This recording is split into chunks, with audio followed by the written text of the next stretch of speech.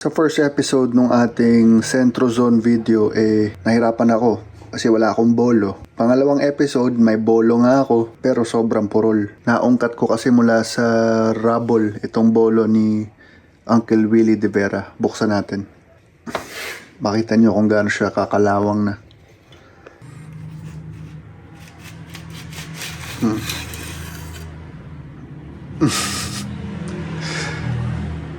Paano yan? Gusto ko itong i-restore kaso hindi ako expert. Well, karton check.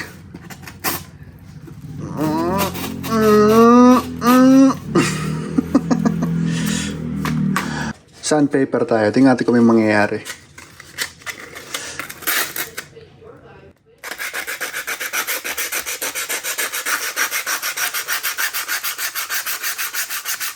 Ang kapal na nito ah. Meron. Kahit pa paano. May napanood ako, pinunasan niya ng konting tubig eh.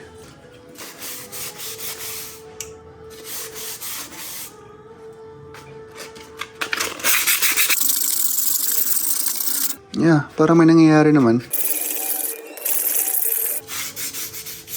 Better na agad. Meron namang nangyayari. Okay, sanding ang ating first aid. May nangyari naman. Basic lang yun. Baka naman masyadong fine itong... Harap na tayo na mas magaspang. Ayun guys. Ayun. So, kailangan ko lang ng tiyaga. Ayun, tanggal yung libag niya.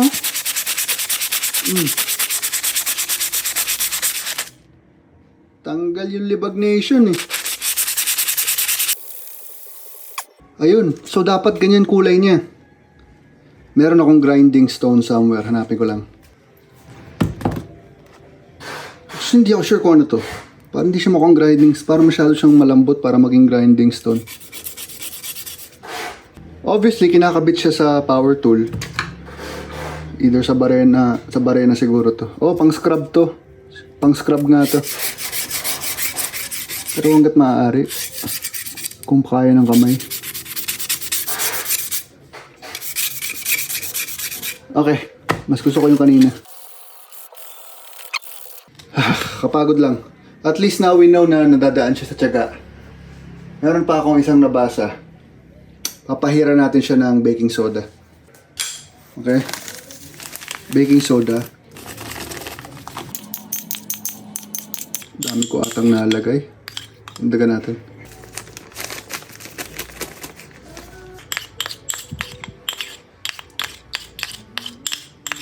Gipa.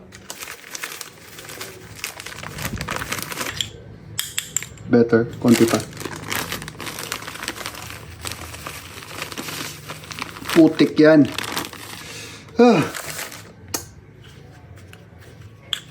Ano ba? Ingot. Okay na to. Ayoko na.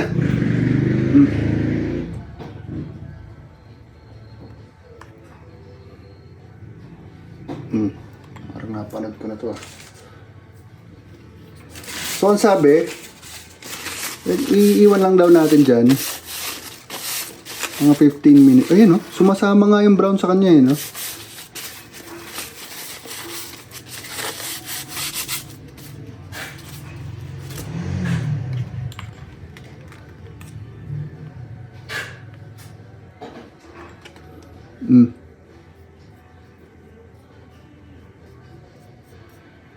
Parang napanood ko na to ah. Kabila.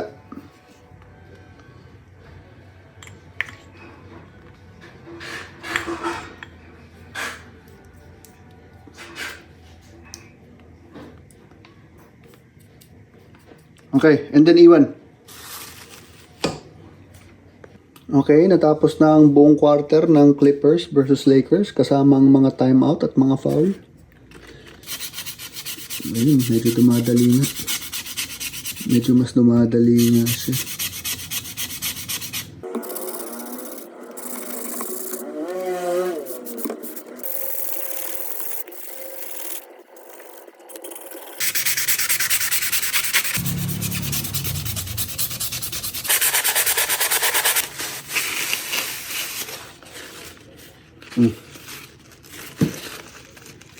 Hugasan natin ng sabon.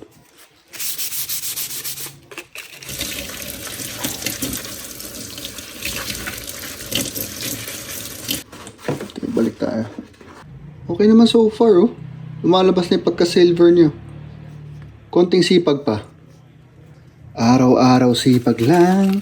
Sipag lang. Itong side na to. So far, ang napansin natin, mas gumagana ang sandpaper. Nakakatamad lang talaga. Gamit tayo ng steel wool. Lahat na ginamit natin, ha. Steel wool tayo. Steel wool. Ayun!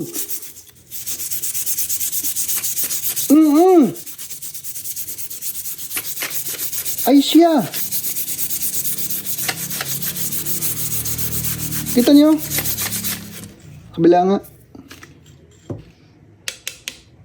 Ang ginagawa kasi nitong baking soda, ano siya eh. Magaspang siya eh. Subukan nyo yan. Subukan nyo i-rub sa kamay ninyo. Mararamdaman mo magaspang siya. So parang tinutulungan niyang matanggal yung kung ano man yung imperfection dyan. May ginawa siya pero hindi rin ganun ka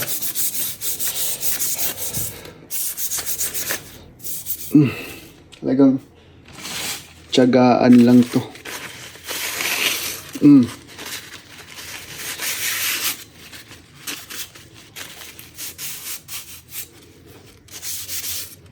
Progress. We're seeing progress. Sige, ano pa bang di natin nasubukan? Wala pa to sa wala pa to sa pagpapaahit nito, nasa ano pa lang tayo, aesthetics lang tayo, halos. Tama ba ako? Wala pa siyang ginagawa sa performance ng kutsilyo talaga. Nasa aesthetics pa lang tayo. So nag-research ako ng konti. Itong pagba-black down na yan, hindi naman daw pala masama. Actually, parang protective layer na rin siya na nangyari. Ang tawag daw dyan ay patina. Depende sa material kung ano ang magiging kulay ng patina. Yung Statue of Liberty, kaya siya naging parang green dahil gawa sa copper yun. Ito ang kanyang patina ay black or very dark brown. Kaya ko lang to nilabas, itong Muji na bulak eh. Dati kasi may tinatanggal kami ni Shirley na sticky. Hirap na hirap ako sa mga magagaspang na pantanggal. Pero nung ginamit ko to, gumana. Tika natin ngayon, baka may magic.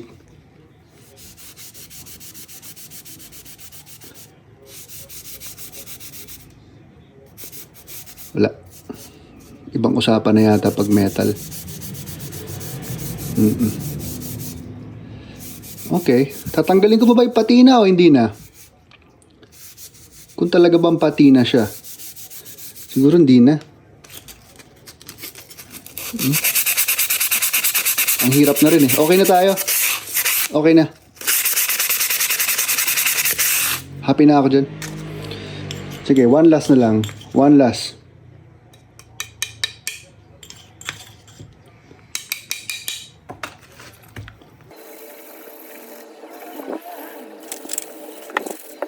Okay na ako. I did my best. Way better. Pagod na ako. Nagamit ko ng lahat ng pwede kong gamitin na abot kamay. At mukhang kailangan ko na ang payo ninyo. Sa kung okay lang ba tong blackness na to or ituloy ko. Ano ang mga payo ninyo? Or ano ang gagawin ko kung tatanggalin? O kung kailangan ba tanggalin at all. Baka naman okay na yan. Total, hindi ko naman gagamitin sa pagkain.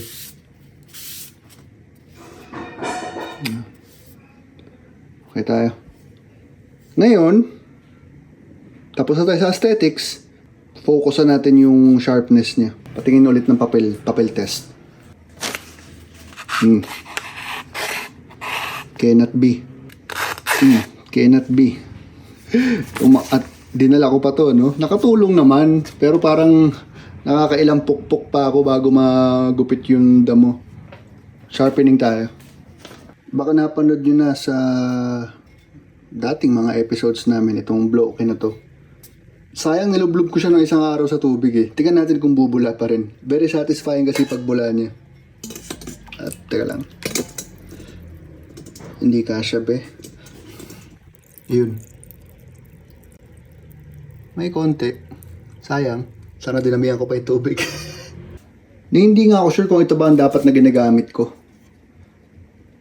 Kasi baka mamaya kailangan pala yung mas, yung mas magaspang. Pero try lang. Tingnan ko rin kung naalala ko pa kung paano. Ano tayo? Ga. Angle. Sandaliri.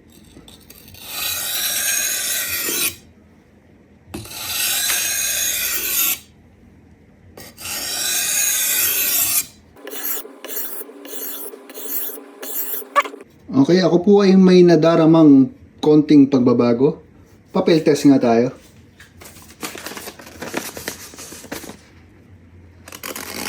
Okay, little better. Better. Better. Ay, hindi pala kita. Ulit tayo, ulit. Papel test nga tayo. Okay, a little better. At least gumaganyan na. Okay. A little better. Continue. Punasan ko lang to.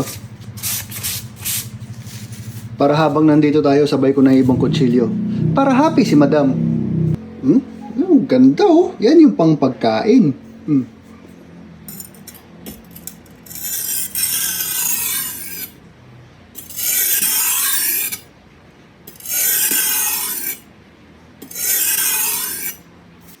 Papel check tayo dito sa magandang kutsilyo. Look at that! Kita nyo yung difference oh. Pag magandang kutsilyo, dumidiretso hanggang dito eh oh. Tarap!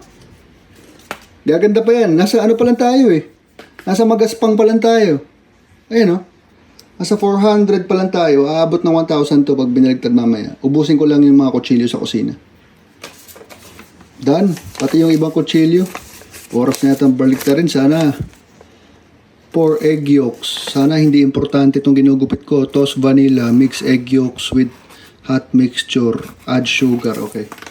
Check. Better. Better. Better. Better. Better. Better. Better. Balik na rin natin. Dati ako nagkaroon ako ng hobby na woodworking. So yun yung parang basic standard operating procedure lang. Magsisimula ka lagi sa magaspang and then magtatapos sa mas manipis. Depende sa kung anong ginagawa mo. Minsan di mo na kailangan, minsan isang pasada lang. Okay, nasa 1,000 grit na tayo.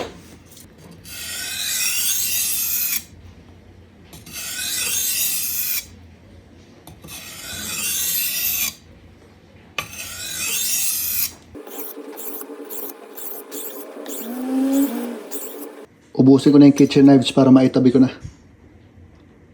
Dahil may gagawin, may napansin ako doon sa garden knife na parang kailangan ayusin.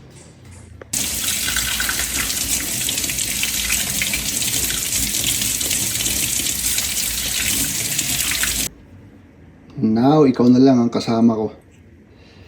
Pero may gusto akong ayusin yun. Ayun oh. I wonder kung maaayos ko yan. Try natin.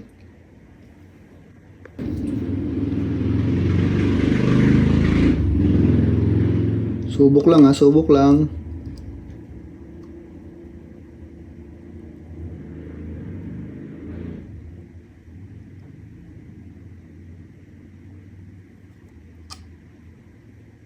Okay.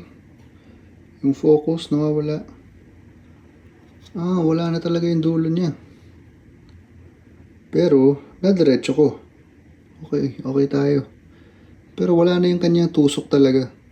Pang professional na to. Pero at least nadiretso natin. Yun na nga ang tema ng ating video ngayon. I did my best. And I guess my best is good enough. Oo. Kasi nagamit ko nga siya sa kondisyon niya kanina eh. Paano pa kaya kapag after nitong mga pinagkagagawa natin? Okay, good. Then isang pasada ulit nung stone. Baltarin ko ulit. Balik tayo. Ulit. For good measure. Okay. Tinabi ko na muna. At gaya ng marami ng mga hobby, isa sa mga pinakamahirap na parte ay paano mo malalaman kung tapos ka na? Well, you just have to decide. Yun ang sagot. I think nagawa ko na ang best ko given kung ano ang mga materyales na meron ako dito. So, I think nakikita mo naman yung dulo na. Oh. Nagugustuhan ko na nga yung black na kulay, yung black na streaks.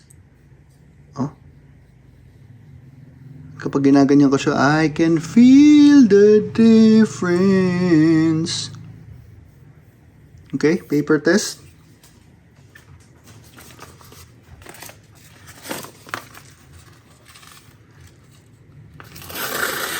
Oh, look at that. Oh, ayun na. Remember, kung gaano siya kahirap na hirap kanina? Tumatagos na. Yun, no? Oh, come on now. Ating 4-ply. Gumagana na. Kutsilyo na siya. Bolo na siya ulit. Okay na. Mas makakapag-garden na ako ng mainam. Meron pa tayong isang test sa labas, tara.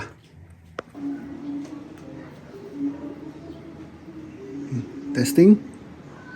Oh, wait lang. May tumutubo. Wait lang, may tumutubo. Huwag natin gamitin to. Ilibing muna natin to.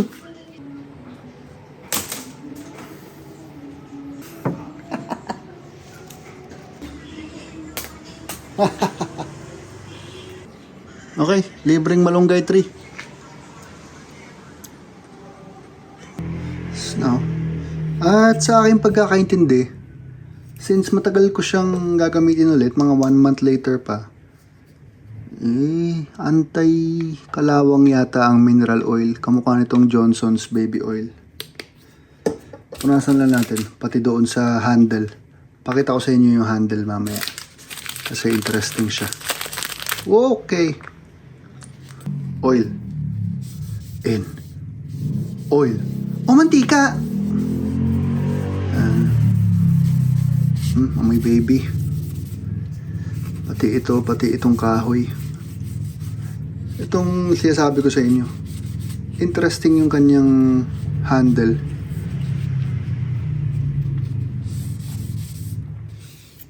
Kumintab, oh. Tingnan yung handle niya, oh. Ang pinaghirapan talaga to, eh.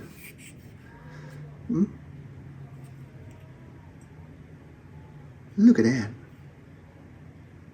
Right. Lovely. Unas. Okay na. Nilinis ko na rin pati yung kanyang lalagyan ng ninja. Just now, again, Plok, kung may mga maipapayo kayo sa akin, di siya kasing talim nung mga nakikita ko sa mga samurai. Pero, definitely magagamit ko na ng matiwasay. Oh, pati yung dulo inayos na. Kaya alam, may bungi na talaga. So, pang professional niya. Ang talaga magpapaganda nito ay maintenance, hindi yung unang trabaho. So next time na gagamitin ko siya pag uwi, gagawin ko ulit to. Okay?